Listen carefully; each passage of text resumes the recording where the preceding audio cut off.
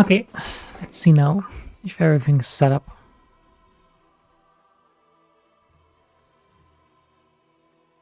Let's see.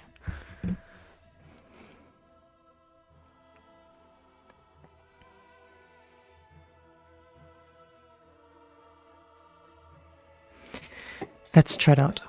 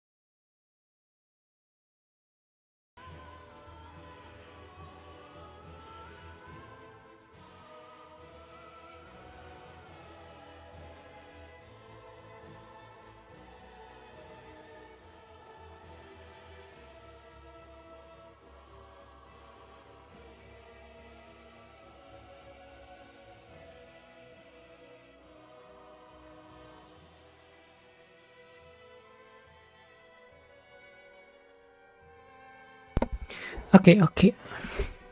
Ready now. This is the second of these experimental new live stream ideas. Generally, I understand that maybe this is not exactly in line with most people's time zones, but due to the fact that I am just thinking to ride the current while the stream or while the tide is working in my favor and working with me and rather than against me, I should utilize that and go and expand on these streams. And even if it's only for myself, with me as the singular audience, I don't really see this as an issue. I think it can be fun in its own way and enlightening.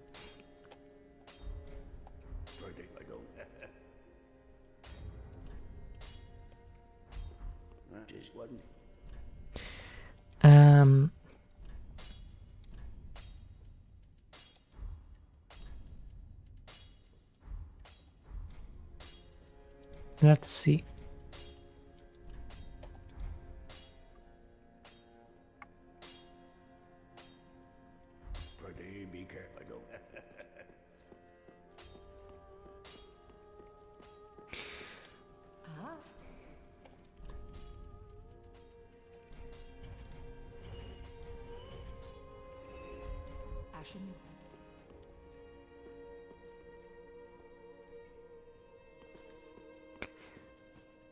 There's a film reviewer that I've recently began to have a very keen interest in, called Comrade Yui.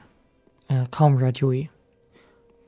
I think it's a he. It might not be a he. It's Kenneth. I don't actually know, but he noted that he makes a lot of very interesting observations and has a very good knack for keeping everything, like, just speaking or writing in a way that is extremely memorable. Like, all of his reviews and many of his sentences just stick in your head, and you can't get them out. And they feel a little like a nightmare. They keep haunting you, and you can't stop thinking about them and turning them around in your head, applying them to all kinds of situations, thinking about what to do with them. And you can apply them to basically any and all situations in your own life. It's very interesting, very enlightening.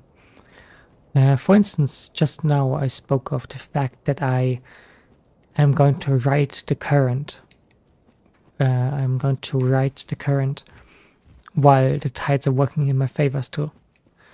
That is in line with what he or she, I think it might actually be a she. My bad. I don't want to make any false claims. I think it's a she, actually. She made a statement. Or not, she didn't make a statement. She read a review of of Godard's film Viva sa vie from the 60s, I think. It's a very beautiful review to a very beautiful movie. I actually made a video about the movie,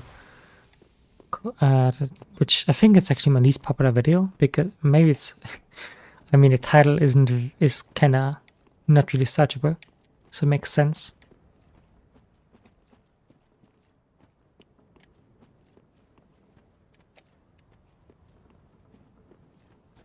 Whoa. Oh, okay. First comment I see. Hi, Sapic Snake Buster. Hi, Umfi. It's nice to have you. It's a long time ago, too. I actually have a very anarchic interest in the French New Wave, which was around that time, so that's particularly in my interest. That's right up my alley.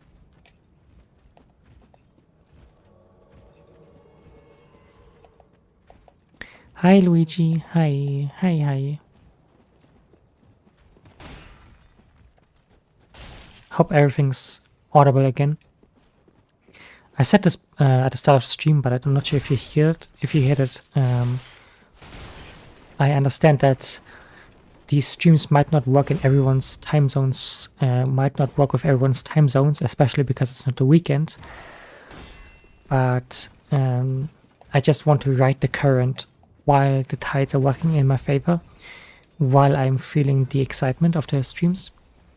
So even if it's not really working with other people's time zones, and even if some people can catch it, or maybe if nobody can catch it, I think I'm still okay with that, and enjoying this new hobby and enjoying these ideas that I can just ramble about.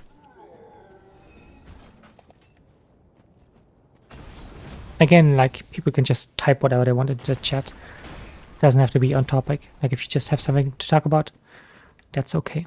I will do my best to respond to it. Louis Sapic Snake or Snakebuster writes again. I really do want to watch more movies, honestly. I've mostly only seen animated stuff and regional films. Me too. Like, I've not actually watched nearly as much as I wish to. If there's one director I can recommend to you, it's Godard. I actually don't know how to pronounce his name. He's a French director. He makes very beautiful movies that kind of very beautifully showcase the beauty of cinema and how the medium can utilize its own unique aspects. He's also a very, very widely celebrated director and just talks about. That is a crazy attack. I've never seen this.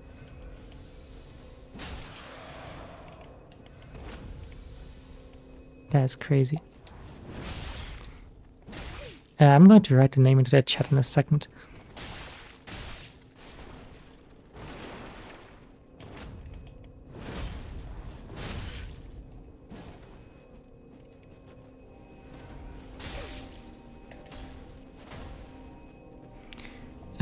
Is there any movie you particularly like? I'm guessing The Disappearance of Haruhi Suzumiya, because that's the movie everyone likes. But is there any other movie you like that you can recommend?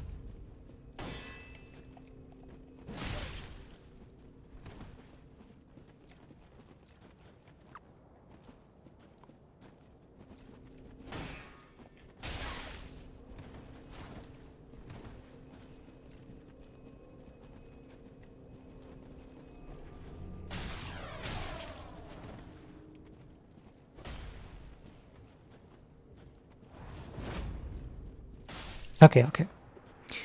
Let me write the name into the chat.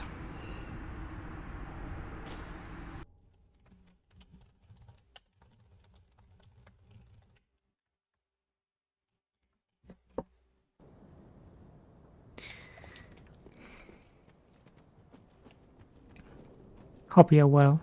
Hope you're well, Luigi and Sapik Snake. Hope the audio is fine. Hope you can understand what I'm saying.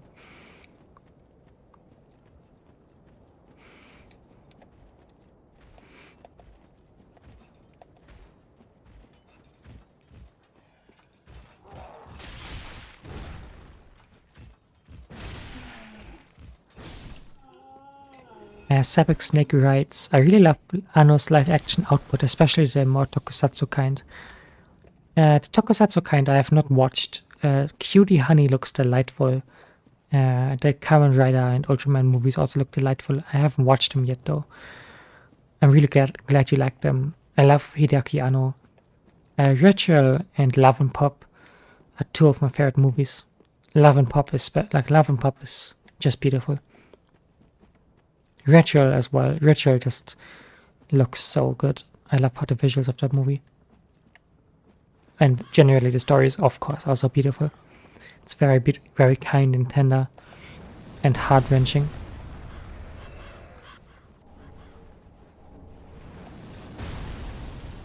Have you watched Love and Pop and Ritual? I think Love and Pop is something you could really like. Love and Pop is a very nice movie. I think you could resonate with it. It's a very teenager. I think it's a movie that very much appeals to teenagers.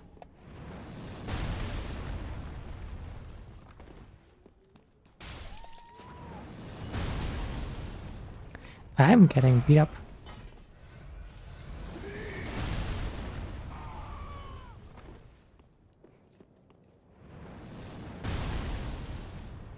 And Luigi writes, the audio is fine, I was rather occupied, and I agree.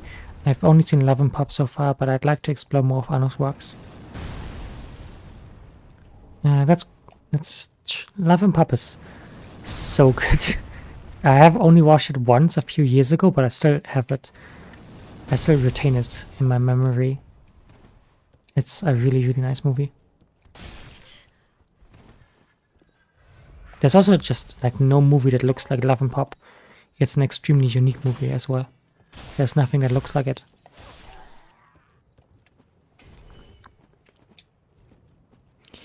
On the contrary, Love and Pop is the only one I haven't seen.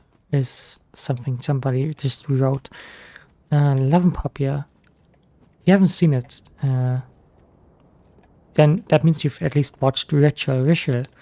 Hope you liked Ritual. Really liked that movie. Love and Pop is maybe my favorite nowadays. I need to rewatch it, but it might be my favorite. Cutie Honey I really want to watch. That's the one I think I'll watch next.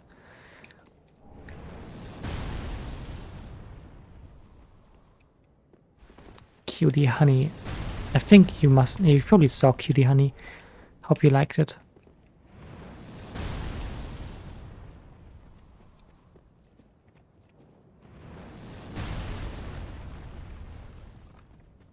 This area is one of the first really really unique set pieces in this game. It's it's actually really strange. It's a really strange set piece because the archer seemingly just has a magnet attached to you. So no matter where you go, the arrow just shoots at you and hits you, no matter what you do, which is actually very problematic because it just kind of feels unsatisfying in terms of like gameplay and in terms of like working with the game's mechanics. Just feels like a cheap difficulty, but it's still a nice set piece. I think it's very memorable, but definitely not the best that they have to offer because it's just artificially raises the difficulty by having the difficulty be something based on something you cannot possibly know, and you just have to know what to do against in advance or from learning. Have you played Dark Souls? Sapek Snake, have you played Dark Souls?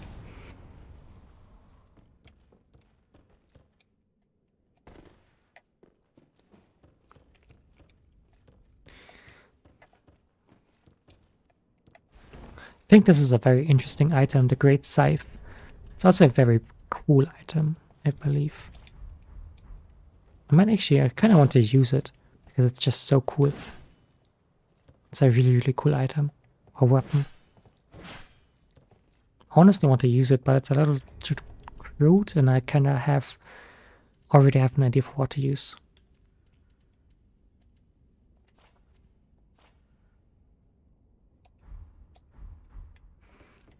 The Great Scythe is a very interesting placement because it once again talks about the presence of food, or rather the absence of food in these games. A scythe is used to harvest, of course, and has been repurposed to be a weapon in this harsh new environment that the people of the world find themselves in.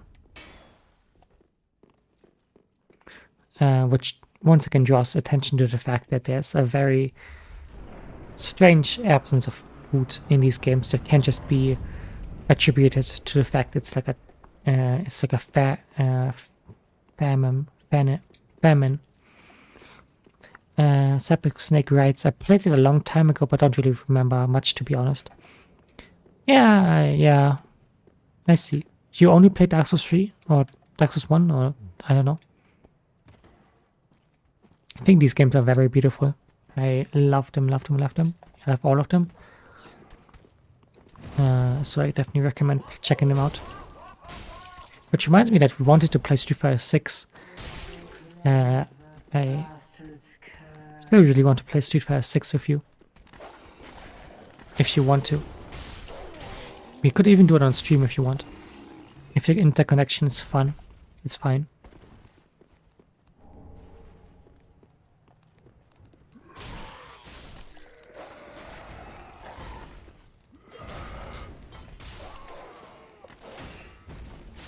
Sapek Snake writes, I've only played Dark Souls 1, I really want to revisit it and go through the rest.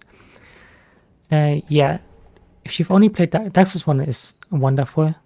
It's my favorite in the trilogy.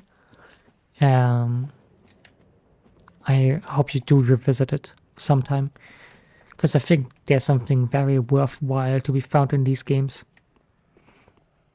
Like for anyone. I've talked about this yesterday, but each and every person's experience with these games is extremely unique and different. And in a way, I think everyone can find something beautiful in these games, even if basically nobody can agree on any viewpoint in terms of these games. Like, everyone just has a uniquely different experience with them.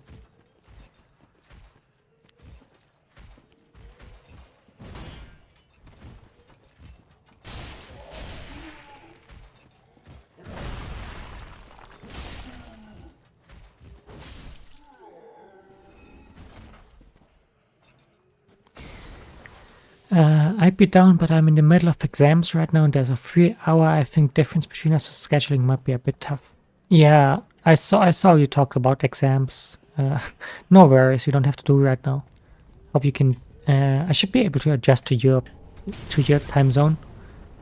Like I think you can just go ahead and tell me when you are, when you will be ready, because my schedule is more flexible. But yeah, if you have exams coming up, obviously, if you like, obviously, hope you're focusing on them. Hope you study well. Hope you study properly. Ah! Uh-oh. Uh-oh. Uh-oh. I died. Hope you studied properly.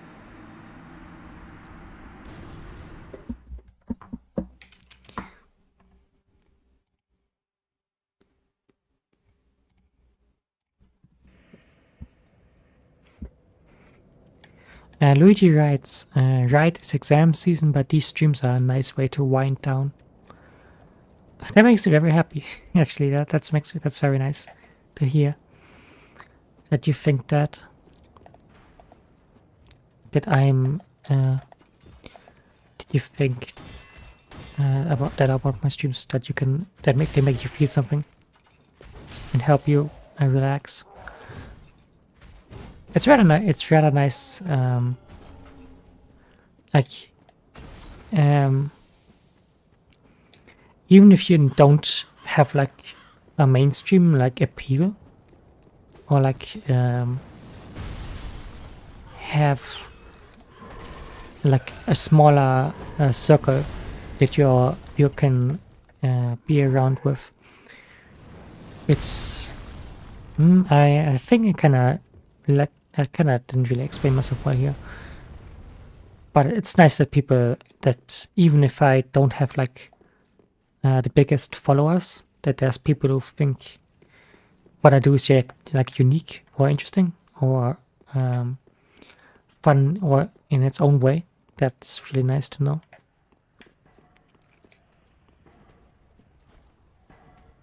The lack of a lot of visuals and graphics on the stream and your voice together make for a really cozy vibe. Thank you. Hey, thank you, thank you.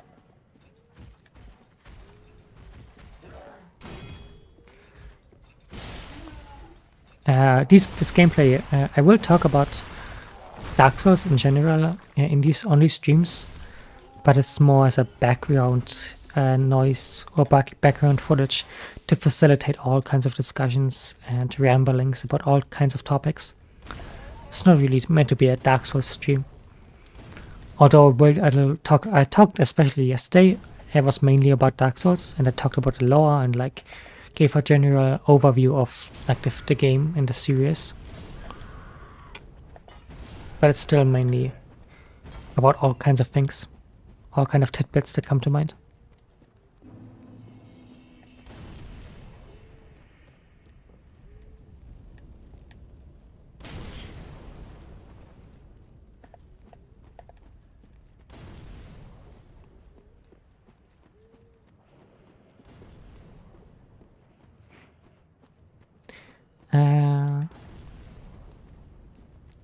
Actually forgot where to go. That's kind of silly. Wow.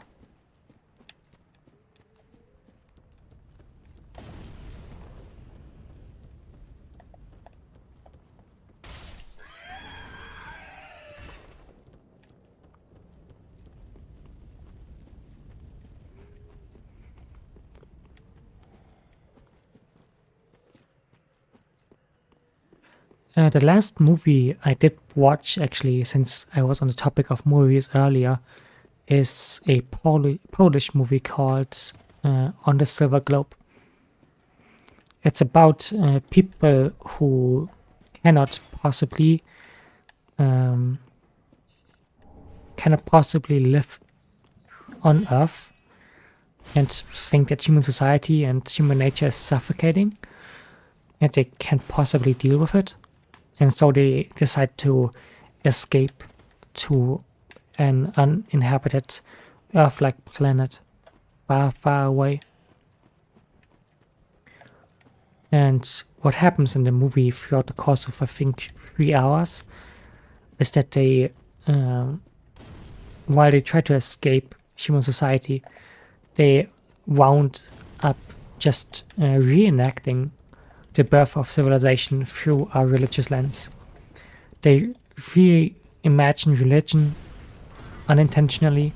They recreate the Bible, and in the end, they commit the first sin once again, and they are incapable of finding peace. They are haunted by their own nature. So it's quite a dark movie, but also very beautiful. Very, very beautiful. It's called On the Silver Globe.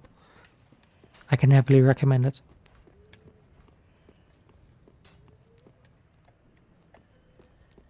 It's a classic. It's also very known for being unfinished, which is also interesting. The movie, back in the day, the Polish government was really rigid and oppressive towards art, and the movie was actually prohibited from continuing its being filmed, I think. I think that was the reason, but the movie wasn't allowed to continue filming. So throughout the movie, there's little short segments where the director says, "Here was supposed to be a scene, but we weren't able to film it. So we're just going to describe to you what was supposed to happen in the film." But in a way, those things are also very beautiful, and it adds to the mysterious nature of the film. Every single sentence in the movie is a poetic riddle. You will not understand what's a lot of things that are being said on the first watch, but in a way that adds to the beauty.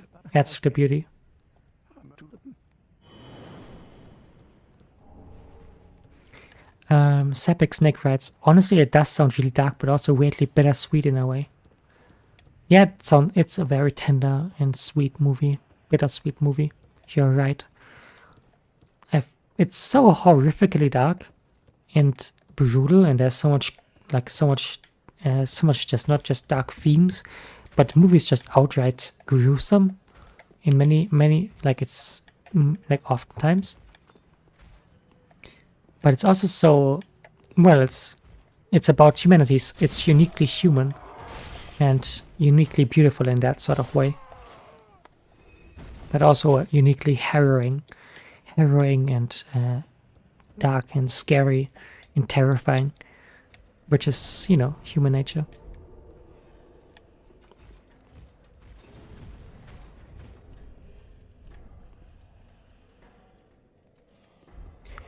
I'm going to be fighting the next boss, I think, now.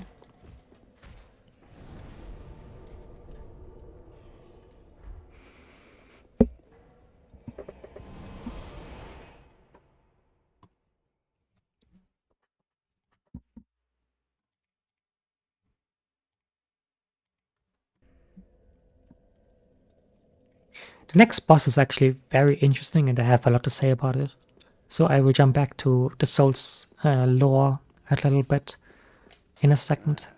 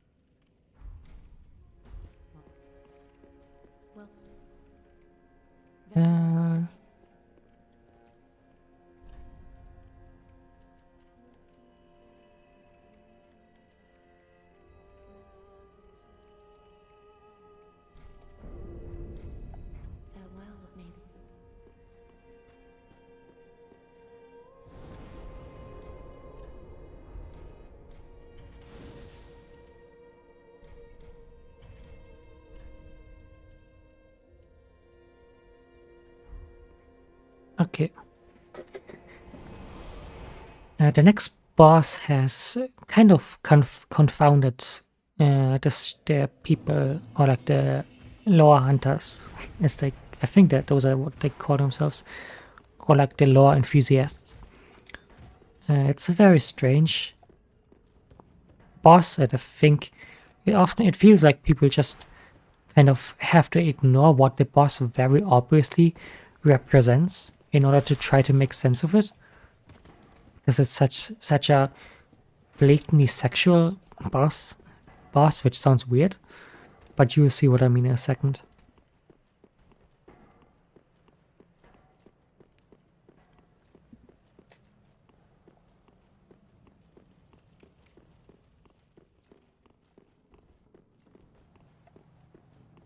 This is a very beautiful arena.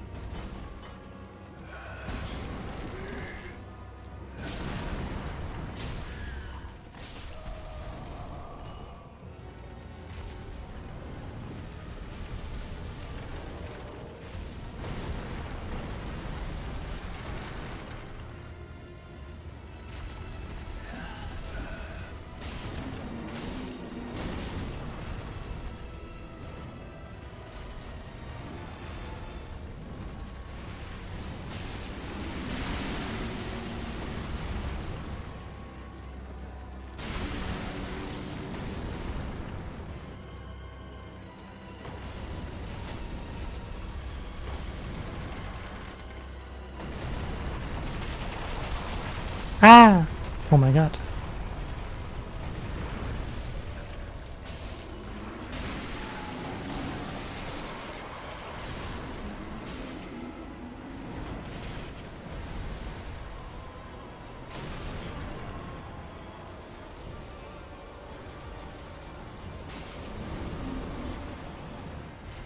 Sorry, I'm not talking. This is kinda scary.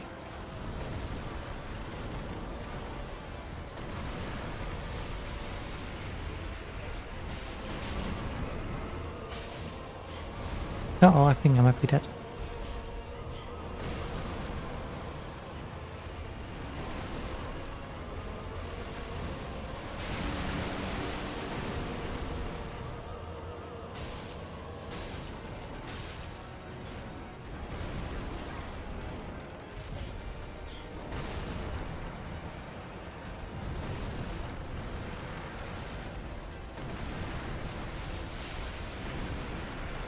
Okay, okay.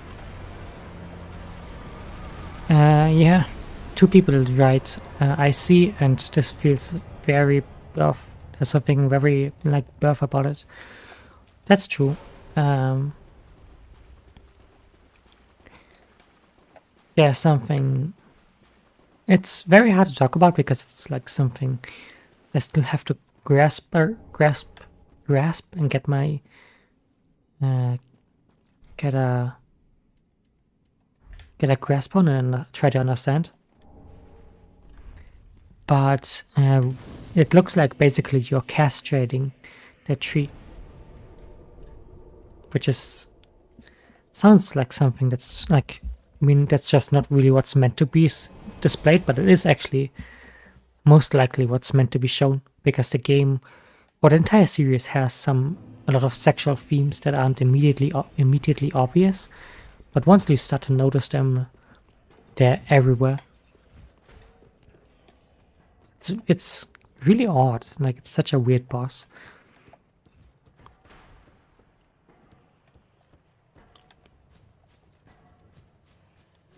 And it probably means many things at once.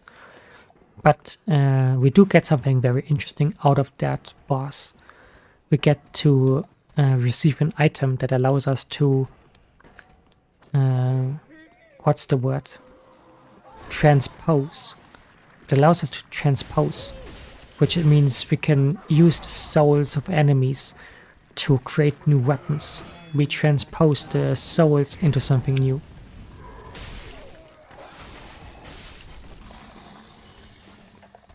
So yeah, it does seem to be related to birth.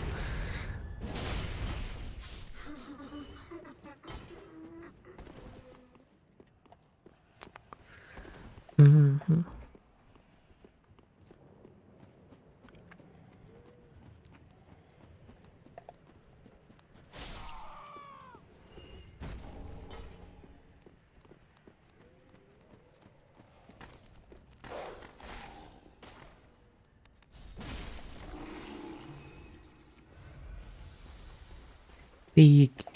The game that released a year before this, Bloodborne, but the same studio, is all about birth. Like there's many themes about motherhood in that game.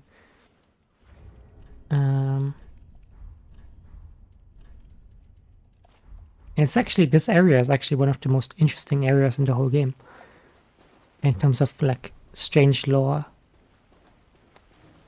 There's a key I need to find. I forgot where the key is.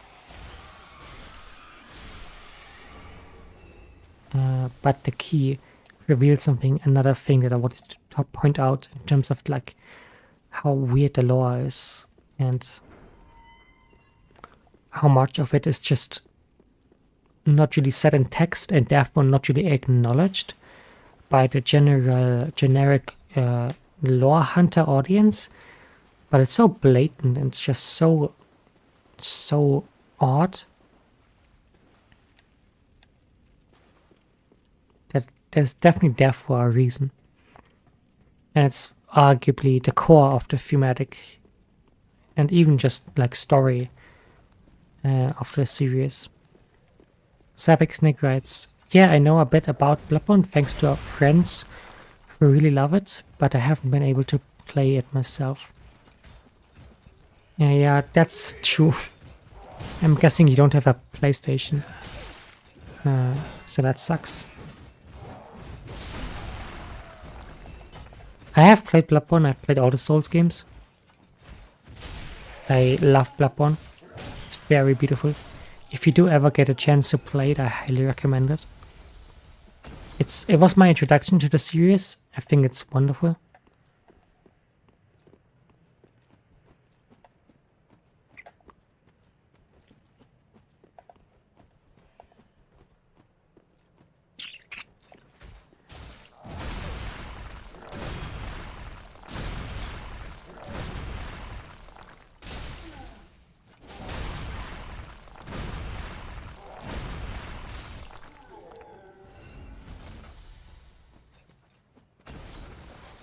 Whenever I get through the Souls games or whatever they're called, I especially want to play Demon's Souls. Yes. It feels like it gets ignored so hard by a larger community around these games. Yes. Demon's Souls is actually my favorite game in the whole series. I adore Demon's Souls. It's wonderful. And I highly recommend you play it. It's beautiful. It's also notably like it's quite different in a lot of areas, but also very similar. So I really hope you play the game, and I really hope you enjoy it. It's my favorite. It just like it's not as like if you see Dark Souls 3 right now, like it's maybe not as like fast paced as Dark Souls 3, but I still think it's worthwhile. Or like it has its own strengths, and I hope you enjoy it.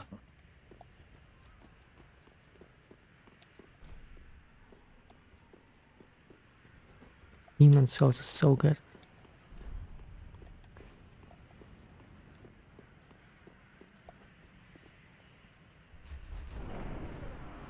But yeah, it gets ignored. It does get ignored generally. Nowadays, it did get a remake, but even the remake is not really that acknowledged, because the remake It's just like, I guess it's not really a game. That's really like it's a weird little game. I guess it doesn't really appeal to most of the people who are into the other games in the series.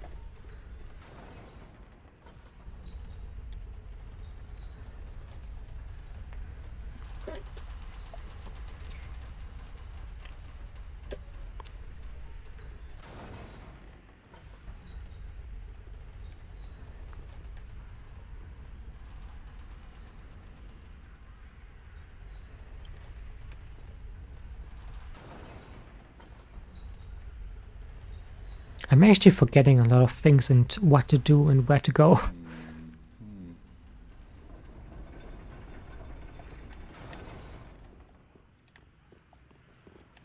But you know, that's part of the fun. It makes me feel like I'm new to the game in some ways.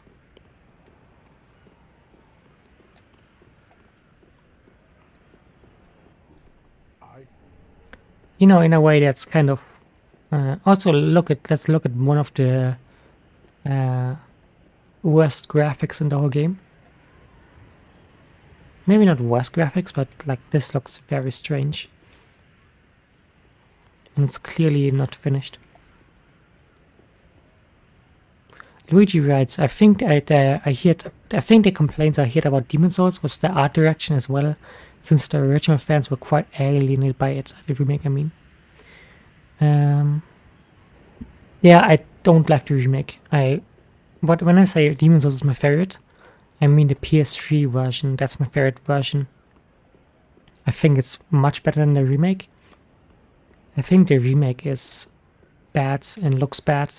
I think the art direction is bad, and the art direction kills it.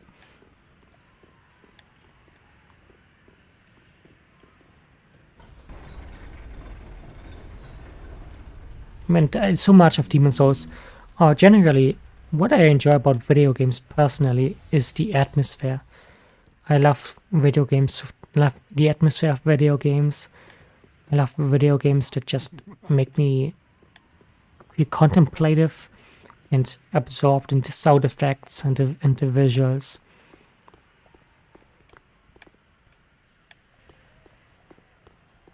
Which is why I love Demon's Souls. It's super atmospheric. It's the most atmospheric. Together with Bloodborne, it's the most atmospheric of all of the games. So I just love the game. Even if it's kind of maybe janky, I guess, but I don't really think that's an issue. I think that adds to the beauty. Again, one of those things where somebody wrote, it looks really pretty, honestly, the unfinished area you pointed out. Maybe, how about this? It looks a bit silly. Like it's not the end of the world, but yeah, it looks silly. If you just wait, take a look, take a short second to watch take a look. But yeah, it does look nice. I do think it looks nice, but just like silly sometimes.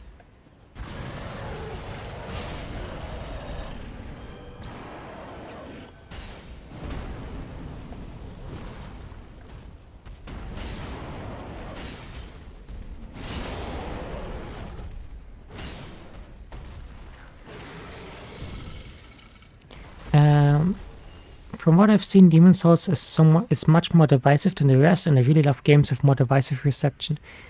I agree. The game is much more divisive. Many people really don't like it. But I do think that the game is wonderful. Personally, like it just like. It appeals to some. Like it's honest. It's an honest game and it does what it wants to do. And that what it wants to do appeals to some people, and doesn't appeal to some others. And yeah, I agree. Divisive games are the most interesting. One of those weird moments in the game. Look at this guy. What's up with that? Look at this guy. What happened to him? Again, one of these weird lore things.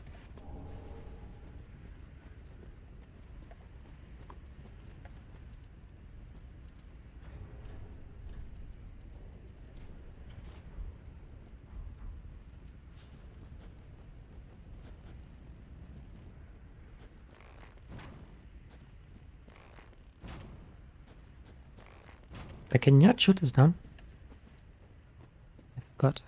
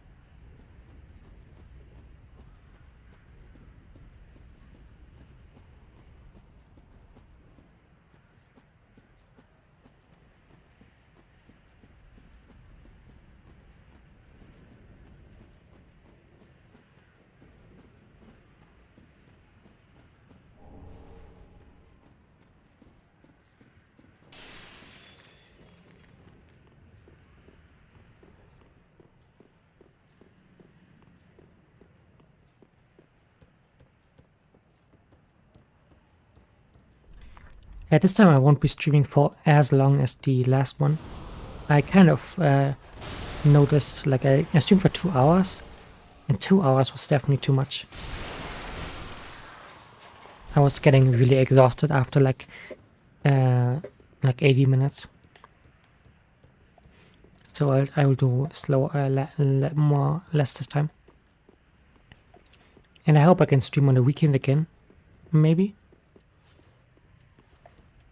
If I can find interesting things to talk about. Or generally have the motivation.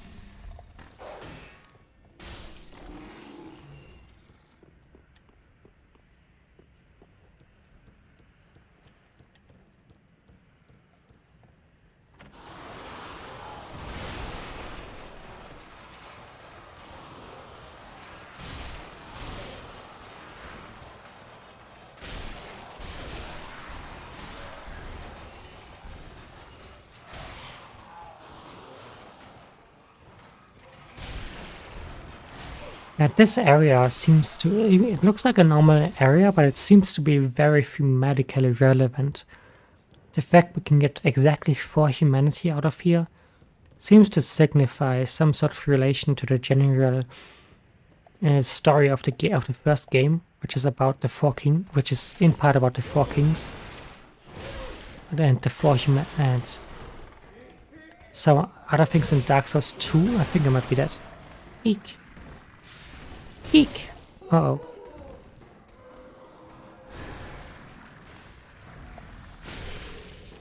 Uh-oh. I think I'm dying.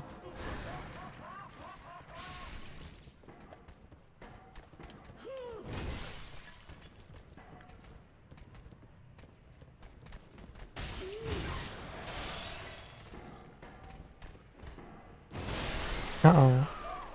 I died.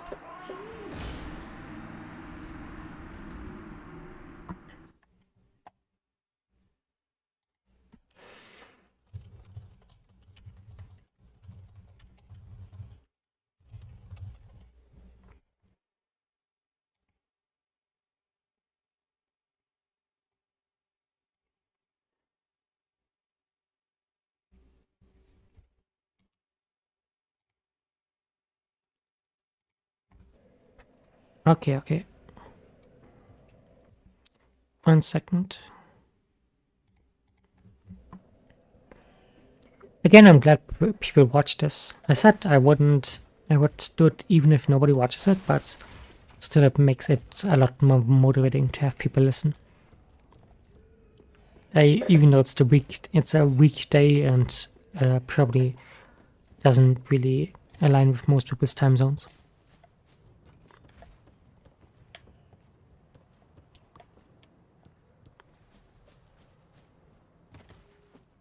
The first area in this game is quite punishing. Dark Souls 3 is the first game where people really complained about how many checkpoints there are, and there are way too many. In fact, there are way too many checkpoints. And this first area is one of the few ones where that definitely isn't the case, and it really does feel like you're getting punished if you die.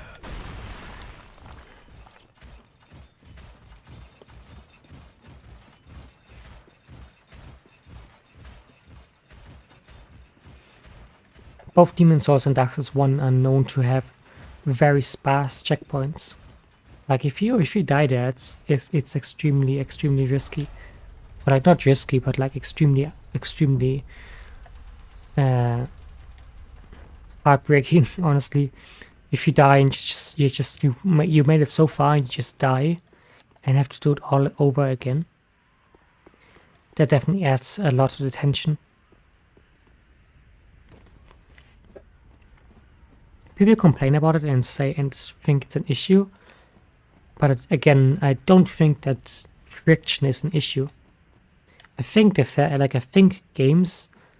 think that modern gaming being so holding you by the hands and being all about removing friction and all about removing tension wherever possible, so that the ride is as smooth as possible, and any challenge and any obstacle is just extremely artificial and doesn't actually set you back at all and doesn't have any consequences. Like I do think like a game about consequences, like if you want a game about choices and a game about consequences, I think choices and consequences should not just be incorporated into the story, but also into the gameplay. Dark Souls are serious about consequences. You get massively punished if you make certain choices in the game through the gameplay, which I think is completely fair and interesting.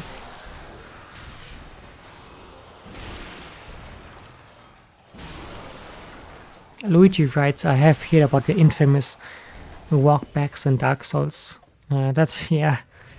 There's like some of them like take multiple minutes, and like once you die to a boss, you have to spend multiple minutes going back to them,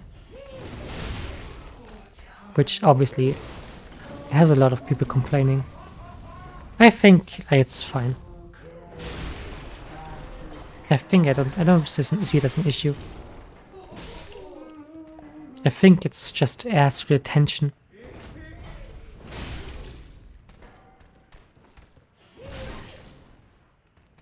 And you're just super nervous not to die.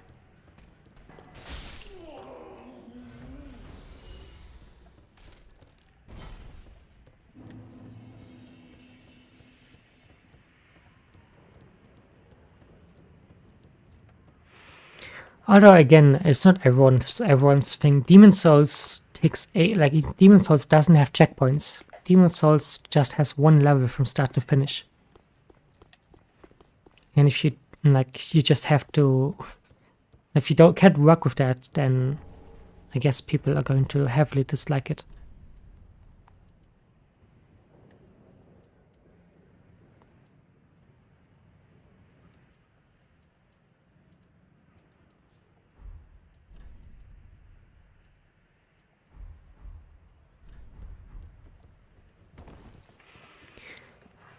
Luigi writes, I think that's the issue I have with most modern games. I feel a lot of them are easier these days and hold the player hands, like you mentioned. This was why Dark Souls was such a success in the first place. Dark Souls 1 was successful because the game just went against the crippling accessibility that's plagued the gaming world at during those times, where games were just becoming easier and more accessible, which is why Dark Souls appealed to so many gamers and became so popular.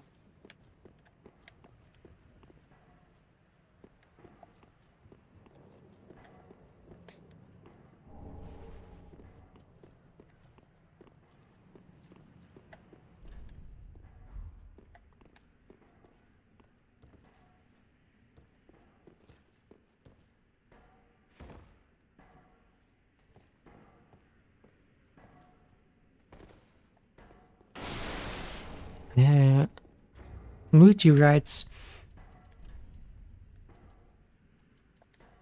you mentioned Final Fantasy XIII in the previous stream, so I'll use this as an example. The classes have felt homogeneous for quite a while with no semblance of identity or whatsoever. I definitely get that.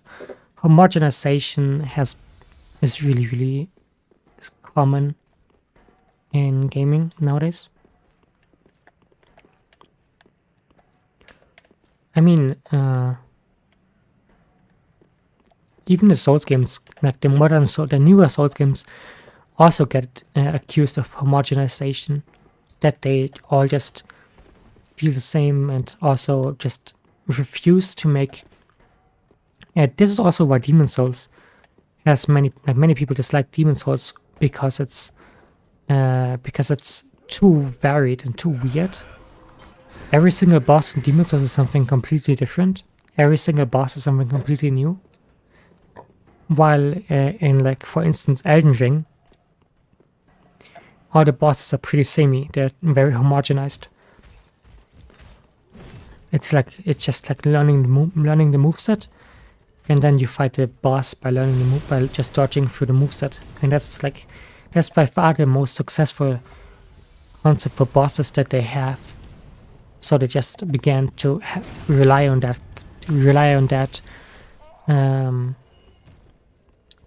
type of boss design more and more, and it became very homogenized.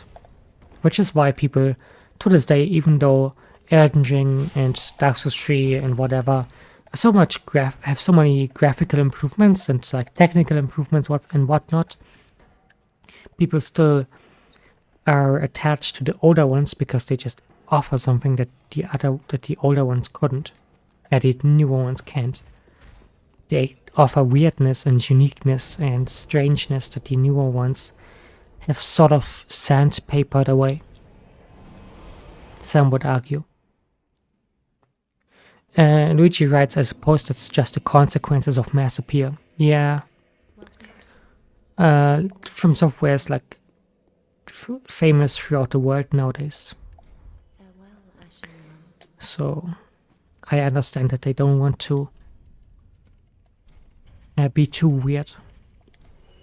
But it just sucks, I think. I think it could be weirder. I wish they would make weirder stuff again. Not to say that the newer games don't have anything to offer or have anything interesting and just have the same thing over and over. But there is definitely the newer games definitely feel compromised and definitely feel scared and trying to appeal and feel like they're trying to appeal to like a mass audience.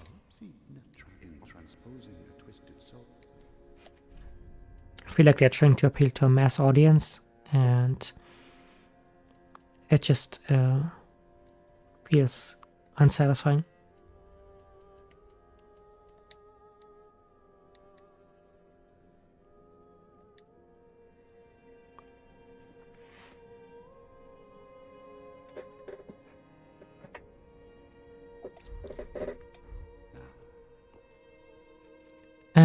Sepik Snake writes, one of my personal biggest gripes, honestly, which I feel people don't bring up, is that games aren't just too head-holdy but super long and bloated. 100 plus hours feels a lot more common now than before. That is also true. I don't really I haven't played a JRPG in a long time. I do feel that I do have whenever a game is like over 100 hours long, it feels like it's just probably bloated, and most of the 100 hours don't offer anything new and interesting, and it's just the same thing over and over again. Then shall we bear?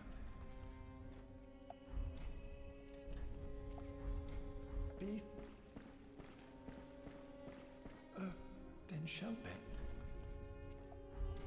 safe. Especially as someone who's grown up with and mostly played games with shorter runtimes. Yeah, I also prefer, if not, I don't play video games too much, but I do prefer games that are shorter. Or like, maybe not super short, but games that are not super, super long.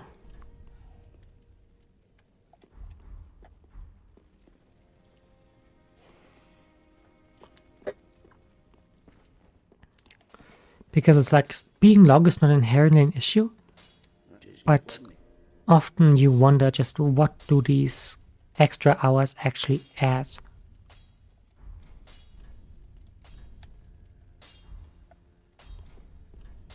Be careful.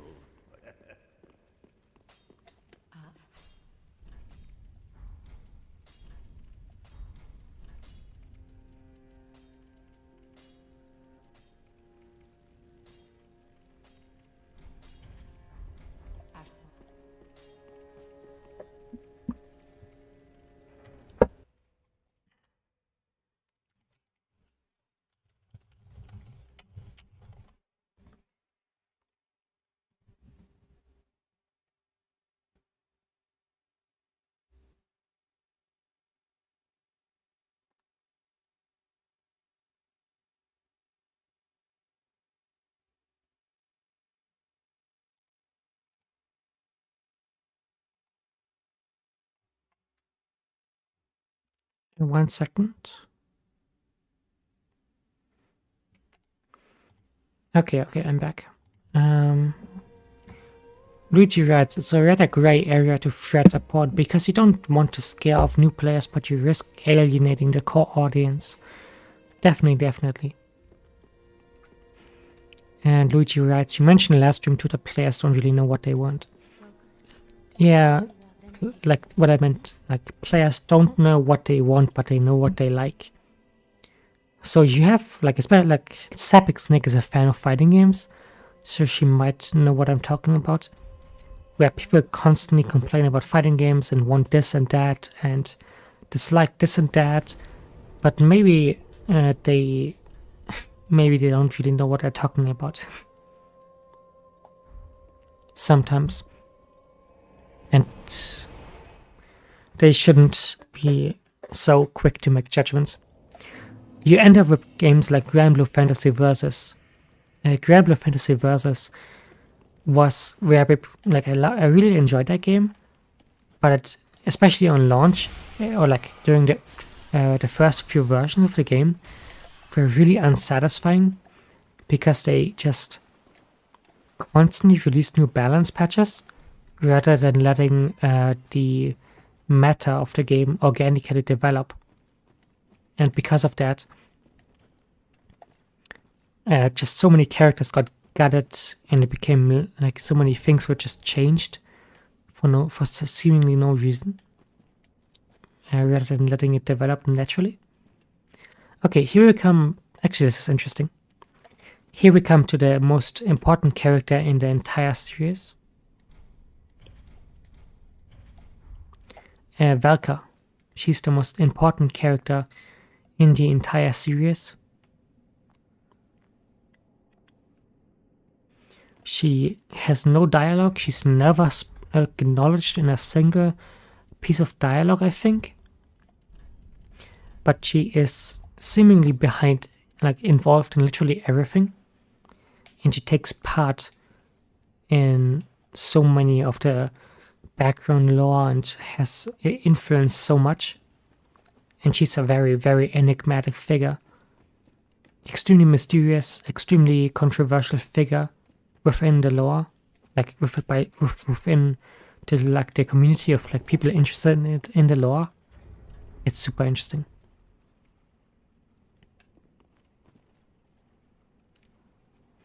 Sapix Snake writes, the more I hear, the more I feel it's most of the time rather than sometimes. And honestly, even I partially fit into that demographic, honestly. Yeah, you said honestly twice. Yeah, it's okay. It's okay. It happens. I also repeat myself accidentally all the time, especially on stream. Yeah, I see you complaining a lot on social media.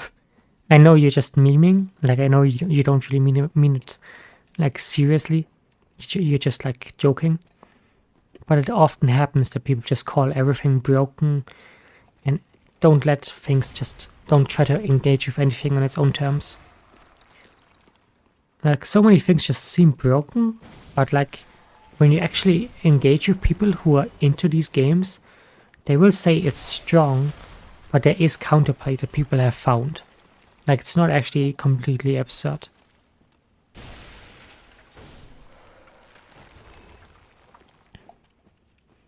I'm not sure how I even got to fighting games, but it's something I have a lot of passion about. Shortly after I released my newest video, I got back into fighting games for the first time in some... What is happening? Do you see that? The skeleton clipped through the ceiling. And now he's standing on the ceiling. That's crazy.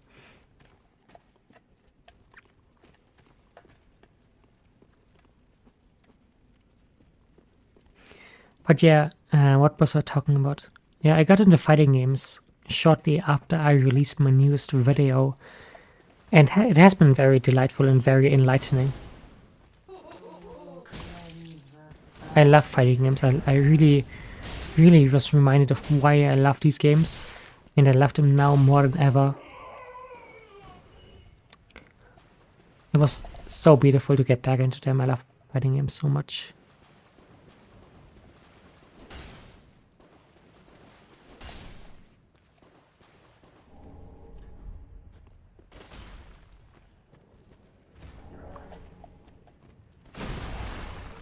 And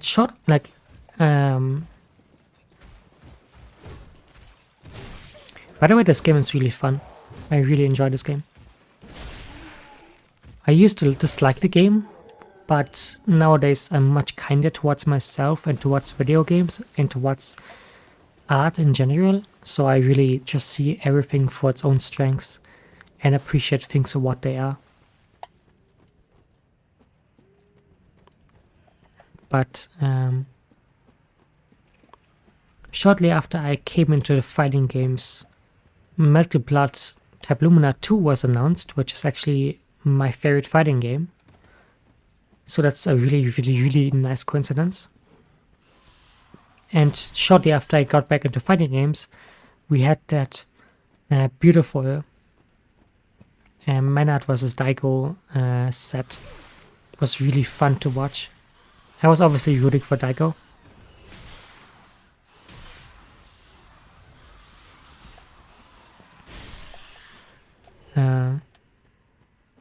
It's very nice. It was very beautiful. I think it had like 300,000 viewers or something. That was crazy.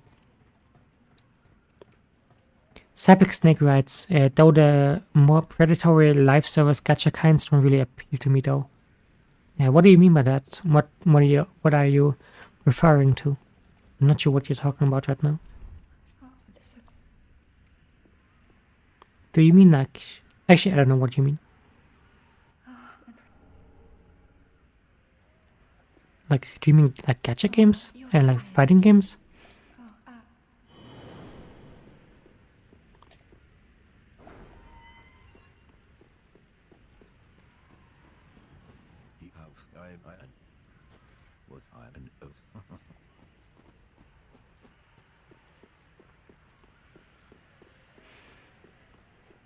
Okay, this was the whole area.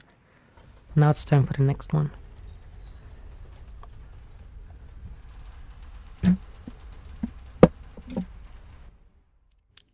Maybe you mind Street Fighter 6, I guess, since that one has horrendous monetization.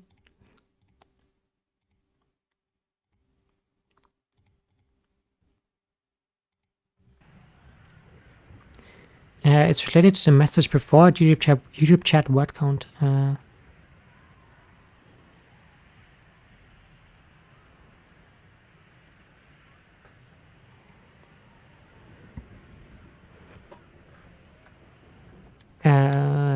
I still don't really understand what you mean. You mean that like live service fighting games don't appeal to you? Yeah, I get that. Like, again, I guess it's kind of similar to Dark Souls. Again, we can draw it back to Dark Souls. Fighting games have also kind of alienated a lot of people with the course that they have gone on. People complain that fighting games are homogenized and remove their most interesting and unique and beautiful aspects of them in order to appeal to a more mainstream audience. And because of that, fighting games are more popular than ever. And like they're obsessed with being accessible. Which is an interesting concern. Like I don't think fighting games are like completely like modern fighting games are just like dying. Like we literally have like King of Fighters 15 came out only a few years ago. But I do think it's an interesting concern. And similar to that, people are wondering about the Souls games and them becoming more and more accessible.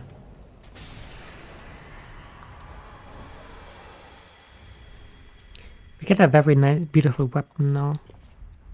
This weapon looks very nice.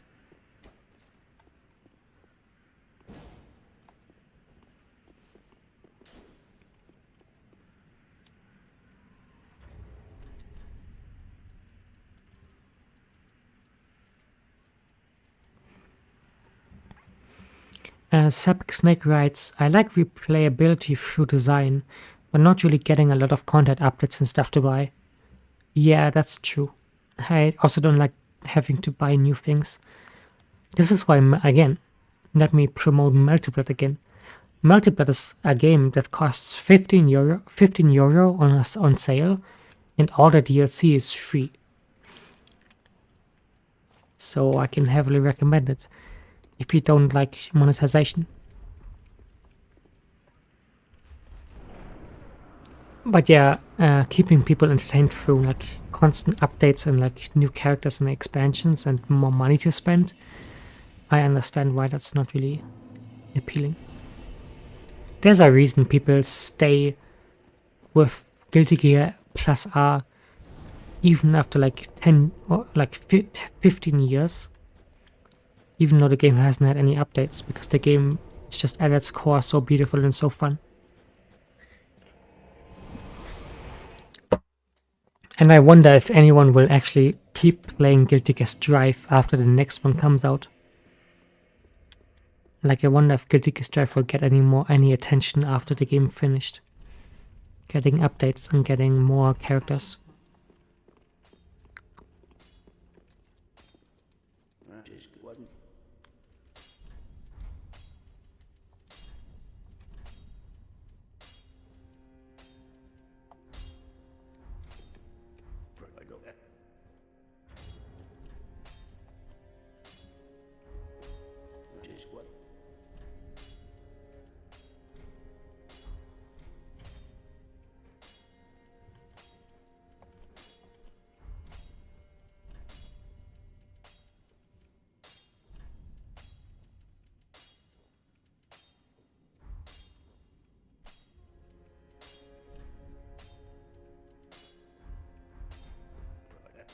In general, like there was even what I talked about earlier. The Daigo versus Maynard fight received negative reception in some ways. Also watch this. Welcome home, Ashen One. Speak thine heart's She trips. That's really cute. then take Every time she stands up, she trips a little. It's like a really fun little, cute little mistake.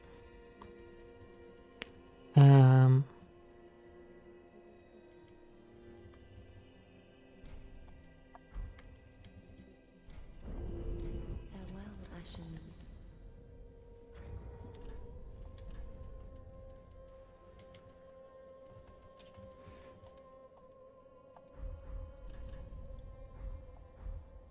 Well, very well then taken.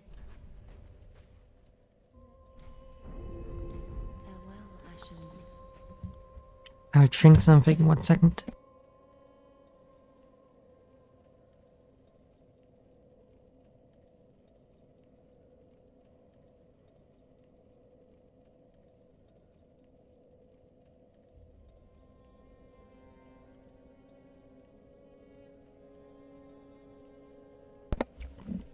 Very more, I agree.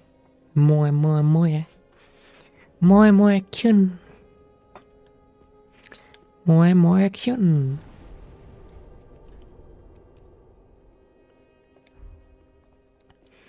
Sapik Snake writes, the first playthrough ends up being my least favorite. Games would want you to get good at them by playing over and over, not like discovering new content, but by getting in depth with what it has. That's interesting. That's very interesting. If so, I think you will greatly enjoy the Souls games. Again, because the Souls games, are kind of known to be like some of these games are just like people dislike them on the first playthrough, but the more they engage with them and the more they play, the dearer they get, the closer they get to their heart, and the dearer they become to them, and the more they enjoy them, and the more beautiful they find them, and the more fun they become. I've actually done a Demon Souls no-hit run. I've played Demon Souls without getting hit a single time. I've done a Dark Souls 1 no-death run. I've done a Dark Souls 1 level 1 run, so no leveling up. I want to do a Dark Souls 1. Maybe I will actually do a Dark Souls 3 no-hit run too. That sounds like fun. More Kyun. That sounds like fun. So yeah, engaging with a game on such a deep level, you can just get so much out of these games. There's a reason Dark Souls is a game that's known to just consume one's life. Like when you get into them, they can just ensnare you and just take over your whole life, and you just can't stop playing them and engaging with them and trying to understand them, not just in terms of lore or story, but also in terms of just understanding the gameplay, understanding the the smaller details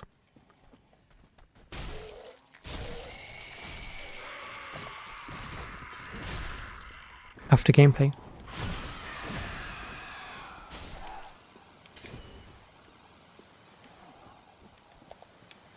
Luigi writes, Dark Souls 1 no level run sounds like just how I played. Lol. Yeah, okay. It was super fun. Playing these games on level 1 is super fun because you just see them in a completely different light. You get to see things that you've never seen before. It's super cool.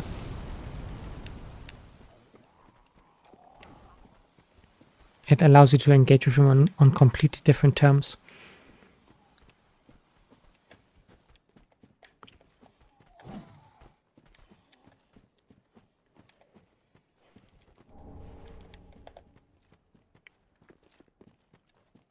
Here we get to another one of these interesting thematic aspects of this game.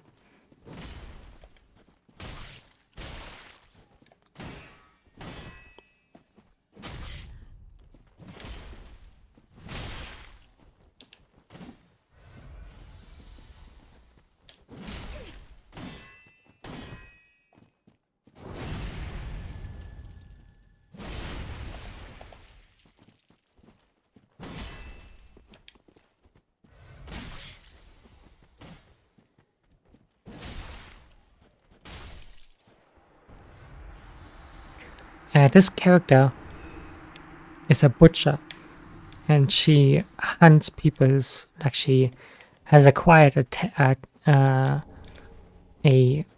taste for human flesh. So she's a cannibal, which is very interesting. Again, gluttony and food is such a central theme of the series. In a way, you basically eat other people. Dark Souls is called Dark Souls because you consume other people's souls. So in a way, you also kind of eat people.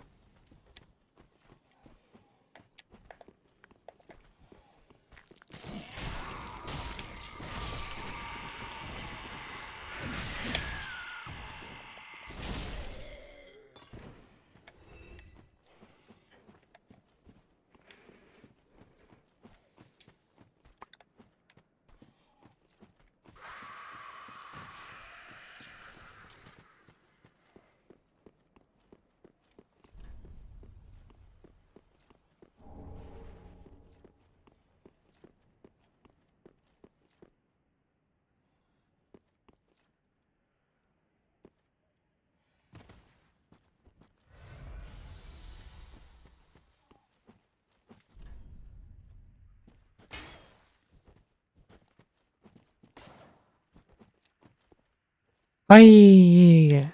Hi. Hi. Hi, Shoko Salmonella. It's nice you caught the stream. Hi. Hope you're well. Hope all is well. Hope you're okay.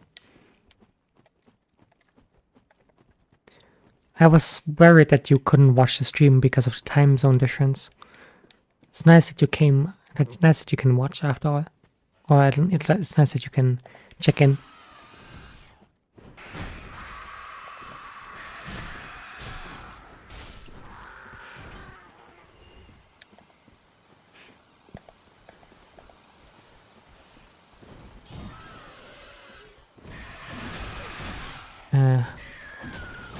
One second, I want to say something, but I'm kind of a little preoccupied right now.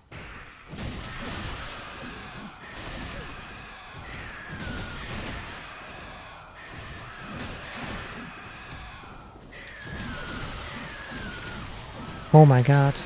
Okay.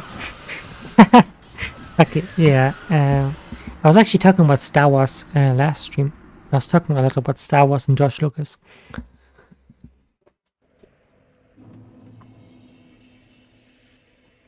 Did you make any progress on the video you were working on?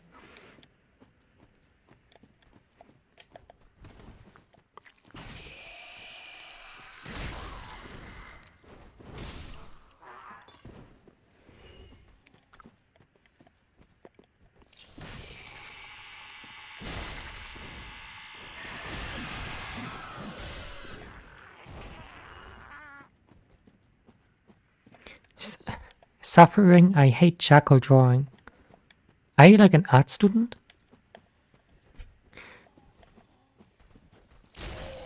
Sounds really fun though. Charcoal drawing sounds really nice.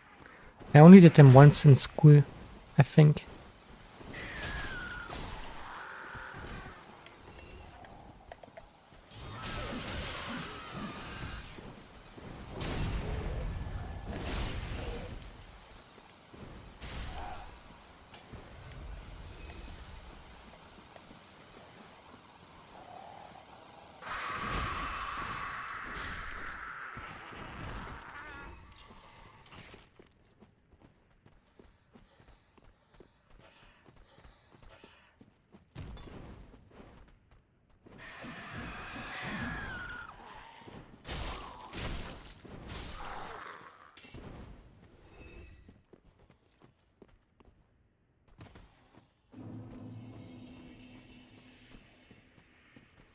Hope I'm still decently audible amidst all this screaming and screeching. Game again, I said this last time I think, but this game is really loud. The game, like the enemies are really loud.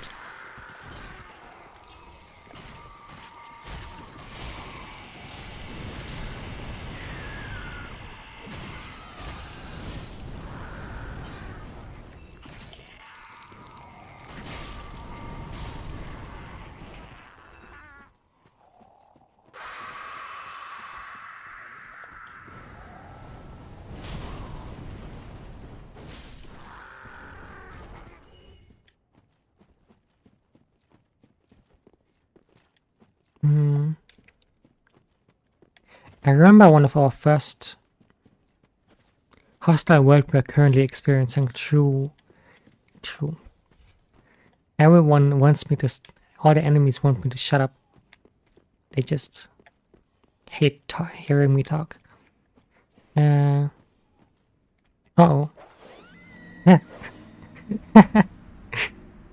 The script is basically done, but I'm making some small changes here and there. I see. I definitely can relate. I'm still super interested in reading or watching it whenever you do get there.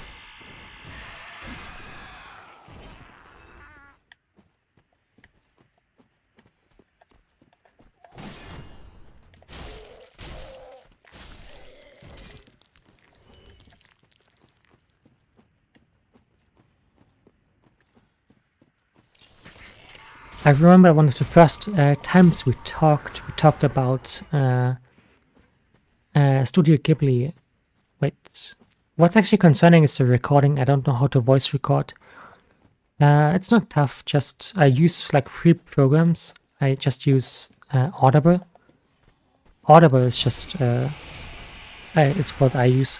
It's not like the best, I guess, but it's free and it's not tough to learn. It takes like 10 minutes to learn how to do it.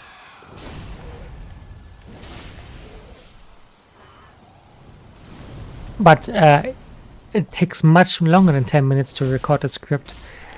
If you're like me, like my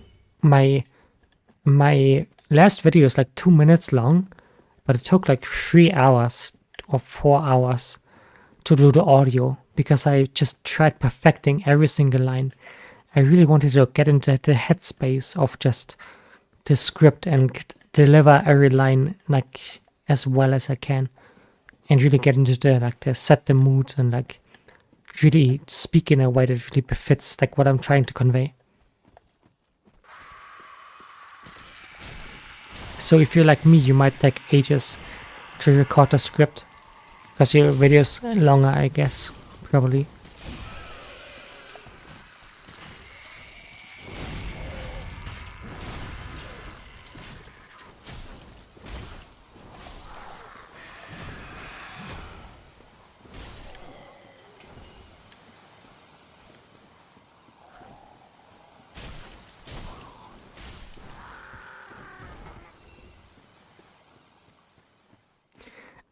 Yeah, I remember one of our first conversations was about Studio Ghibli and what you wrote about, what's it called? Ocean waves. Okay, let's see if I can actually get it. Oh my god. I am so bad. I don't actually know how to do this. I'm so stupid. I'm so stupid. Oh my god. Don't cry. Okay.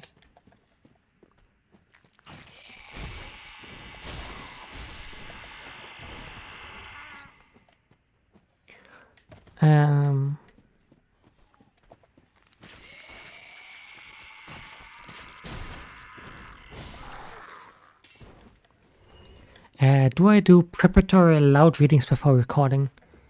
Yeah, I do try to like generally memorize the script. Like if I'm like reading the script like while I'm talking, and I don't really know what the next word is that it's coming, like I just stutter and talk awkwardly, and don't really like can't really deliver the sentences like smoothly. Like if I don't really know exactly how the sentences is going and where it's going and how long it's going to be. So yeah, I do try to get a grasp on this text and like the general like length and structure before I record. So it takes a long time. It's like voice recording is the longest, but it's like honestly like all of the videos I've made, like often the longest part is not the script, but like just the recording of the voice. Like the longest video I made is like 5 minutes, and it's about Higurashi, the visual novel Higurashi, and that like the script took like an hour maybe. The script took like an hour to write maybe. The voice took way longer. Also, like I'm not like a native speaker. Like I am German. I'm German, so I obviously have to try especially hard to not mumble my words and like speak clearly and pronounce everything correctly. I'm not sure what country you're from, so.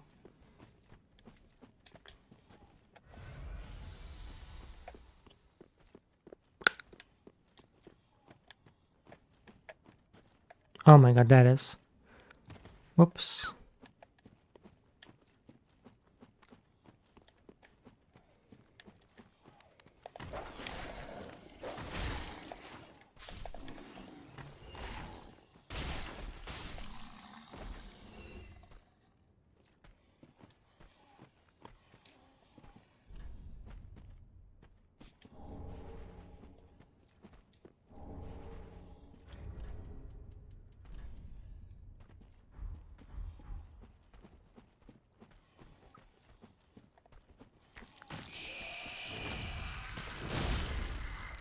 That is a really cool attack.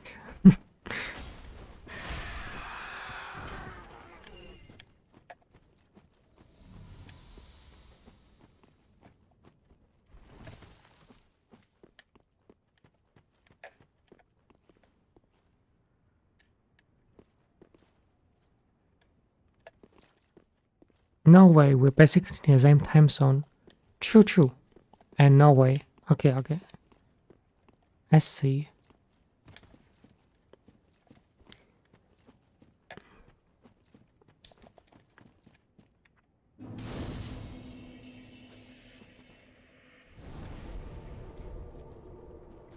You're making the video in English, I think.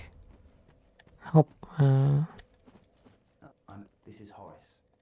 This is one of the interesting aspects in the game, because it's kind of like this character is male or female, depending on which gender you choose at the start of the game. Because at the end, like later on in the game, you can actually marry this character, which is very interesting. And there's like The next mate.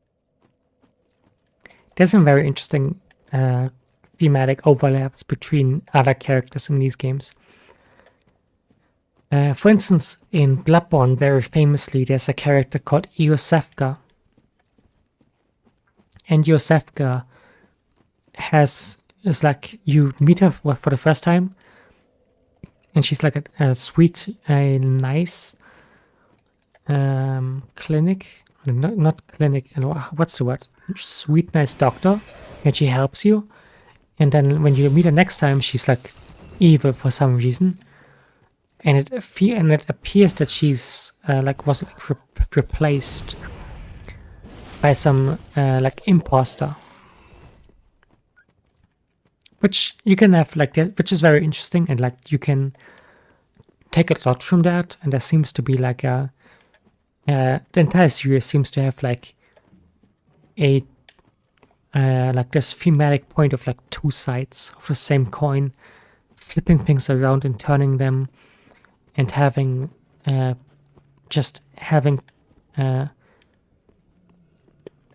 having things being like night and day.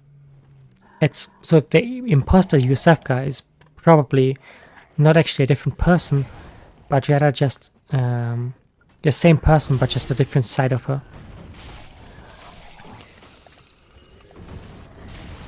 That's meant to be like shown thematically. Somebody writes me, remember not to push yourself for too long. Don't worry. I won't take much longer. I won't be here for much longer.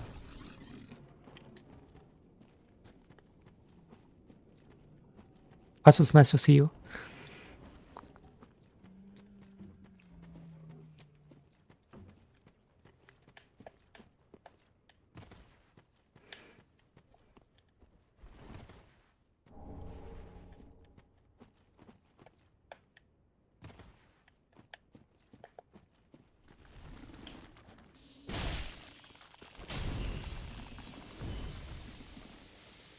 Actually, I really dislike this area, and I don't like this area at all.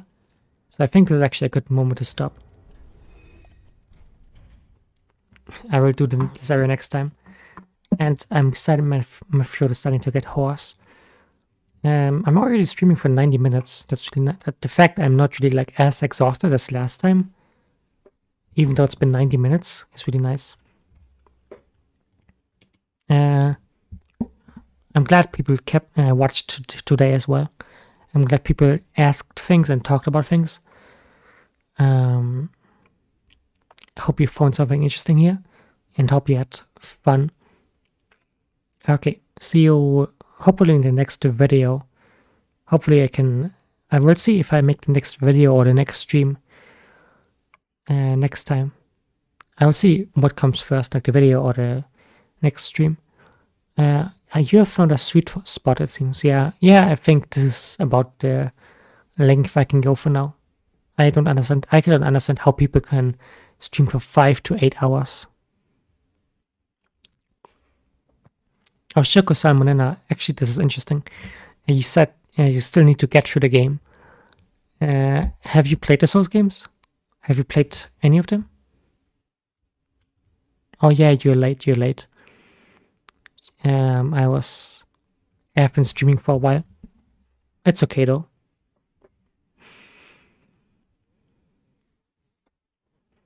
Have you played any of the Souls games?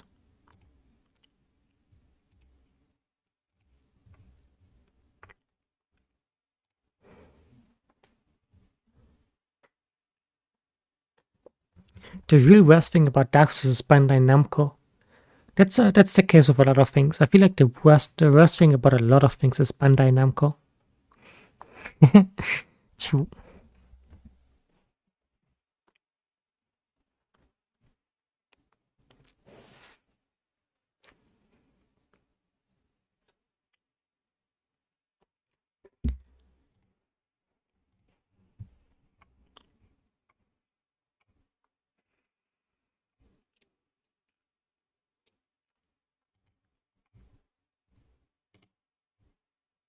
Mate, I have 6 viewers. That's a little unfortunate because I was about to finish. Now I have 6 viewers. Bandai Namco. Grr. Grr. Bandai Namco. Grr.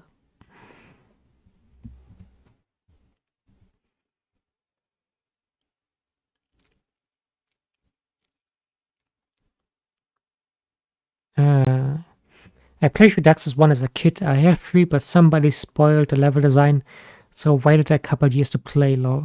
I hope I didn't spoil you just now. But, yeah. hope you do get around to playing these games sometime. I really, really love them. They mean a lot to me. I used to be obsessed when I was a bit younger. When I was like 15, 16. No, I think 14, 15, and 16. At that time, I was obsessed with these games. I was obsessed with Bloodborne and stuff. Nowadays, I don't really play them much anymore, but I still appreciate them maybe more than ever. Hope you play them sometime.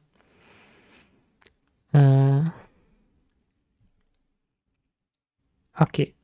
But I think I'll stop now. Thanks for everyone. Thanks for everyone who watched.